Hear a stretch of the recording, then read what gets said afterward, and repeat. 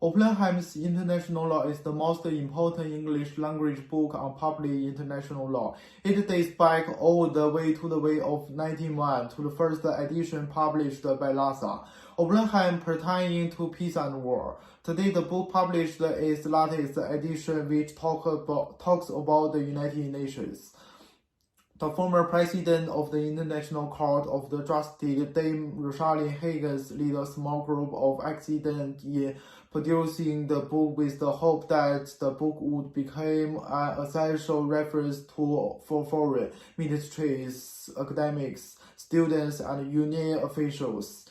So what is meant by international law? In the book, Oppenheim defined international law as the body of rules which are legally binding on states in their intercourse with each other. Other philosophers, such as Jeremy Bentham, also defined international law as the body of the legal rules, norms, and standards that apply between sovereign states and other entities that are legally recognized as international acts. By reading these definitions, we could come to a conclusion that in simple meaning, the international law will govern these matters between states, while this is contrasted with the domestic law because the domestic law is most of the time merely governs the matters in the state. Today we will discuss the basis of such international law. How does such a law arise and have an importance internationally? According to Article 38, Clause 1 of the Statute of the International Court of Justice, the sources of international law include international conventions, international custom, general principle of law, judicial decisions, and also the teachings. The international conventions said that under the statute could be known as treaty, pact, covenant, and other names. We usually treated treaties as the most important source of international law because it is most commonly adopted method to create agreement between states. The formation of a treaty requires the express consent of the contracting parties, and when the treaty comes into force after being consented, the states are bound to adhere to provisions under the treaty. This is the fundamental principle of the treaty known as pacta sunt servanda, having such an obligatory nature. Some scholars describe the treaty not merely as a source of obligation. The principle of pacta sunt servanda is also enshrined in Article 26 of Vienna Convention on the Law of Treaties, and it says every treaty in force is binding upon the parties to it and must be performed by them in good faith. It is noteworthy that the main provisions of the Vienna Convention are recognized internationally, including those who are not state parties to this convention. Therefore, the principle of pacta sunt servanda automatically became a customary international law binding on all states. Similarly, Article 2, Section 6 of the United Nations Charter, which consists of almost every state in the world, also declares that the organization shall ensure that states which are not members of the United Nations act in accordance with these principles so far as may be necessary for the maintenance of international peace and security with these provisions.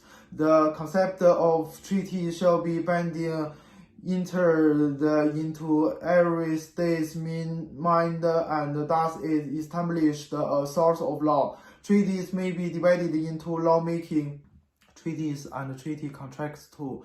The lawmaking treaties are those treaties in which a large number of states elaborate their principles of international law upon any given topic or establish new rulers together, so that they be guided by the rules in the future. For example, Antarctic Treaty 1959 and the Genocide Convention 1948 were lawmaking treaties which intended to have an effect generally are not retroactively. On the other hand, the treaty contract is important too.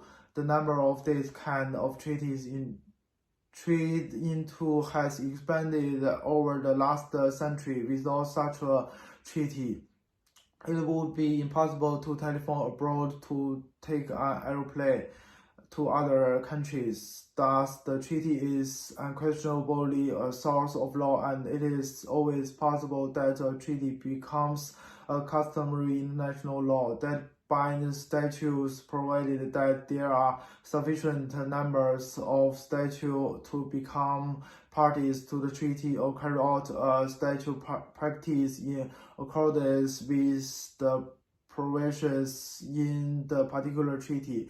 Next, we would need to compare the effectiveness between treaty and customary international law.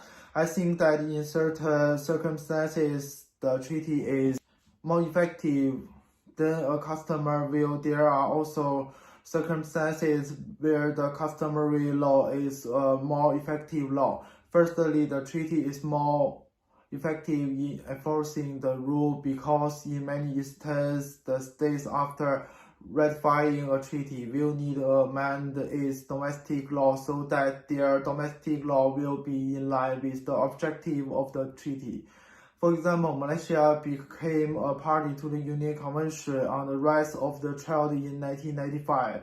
So in Kok Wan Guan and Pengjara Kajiang, the court held that if the provisions under the UNCRC had been incorporated into municipal law, then the court could carry out judicial interpretation according to that particular provision under UNCRC in a domestic case. Similarly, when Malaysia ratified the CEDAW, the legal effect of such ratification on the supreme law of the land was evidenced because Article 8, Clause 2 of the Malaysia's Federal Constitution further extend the term gender to ensure that citizens will be treated equally and there will be no law to discriminate women will be passed. The woman is free from discrimination in the appointments to any. This treaty is very effective in Malaysia because the proportion of women in the Dewan Rakyat was increasing after the ratification of CEDAW. This shows that women were not being discriminated against and they can in fact be the government in Malaysia. Secondly, a treaty is effective in promoting flexibility in the agreements by allowing reservation, but at the same time it would ensure that there will be no prejudice to any just causes and more often the human rights. For example, in some human rights treaties, there are monitoring bodies like tribunals who can make binding decisions. This mechanism was not provided by customary international law. The very existence of the European Court of Human Rights, which made so many important judgments and contributions to the international community, was due to the treaty. In 1988, Bilila's case, we could see how the court decided to invalidate a reservation made by Switzerland because the reservation infringed human rights. But Switzerland is still possible to be a treaty party as long as the incompatible reservation is severed. Similarly, the element of consent is always of paramount importance in the treaty, which contradicts with the usage of customary international law. To make a reservation in a multilateral treaty, the reservation made has to obtain consent from other state parties. This was to preserve as much unity of approach as possible to ensure the success of the international agreement and to minimize deviations from the text of the treaty. Lastly, in regards to the enforcement mechanism provided by treaty, it is more effective than customary international law by creating a body to ensure that the objectives of the particular treaty always stand still. For example, the United Nations Charter, which is a treaty, in fact establishes 6 main organs of the United Nations, including the Security Council. The Security Council is charged with ensuring international peace and security. It's the only UN body with the authority to issue binding resolutions on member states. The UN Security Council may authorize the use of force to compel states to comply with its decisions, but only in specific and limited circumstances. Essentially, there must be a prior act of aggression or the threat of such an act.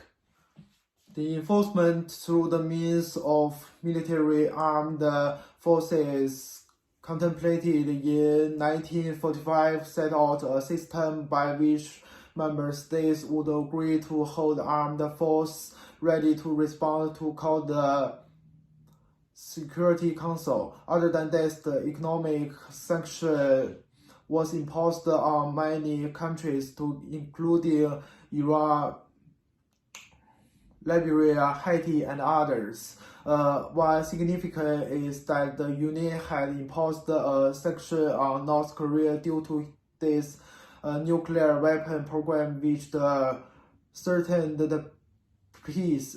Many states legislated their law in accordance with the sanction to ensure the treaty is as effective as possible in its enforcement process. New Zealand is one of the states that passed a bill to prohibit importation of goods from North Korea and exportation of petroleum to North Korea. With these sanctions, it is believed that North Korea would alter its behavior to relieve the pressure exerted to it. The enforcement of laws through treaties is arguably the most effective to all other sources of law, including customary international law. It is possible to establish a court system such as International Court of Justice and a police force system like the Security Council to ensure the law will be upholded by member states. Conclusively, a treaty is unquestionably a formal source of law, and it has the greatest effectiveness from many perspectives. This is why it is the most common source of law in the modern day today. We could further suppose that the Article 38, Clause 1 of the Statute of the International Court of Justice actually created the hierarchy norms by putting the treaty at the highest position due to the fact that treaty is the most effective source of international law.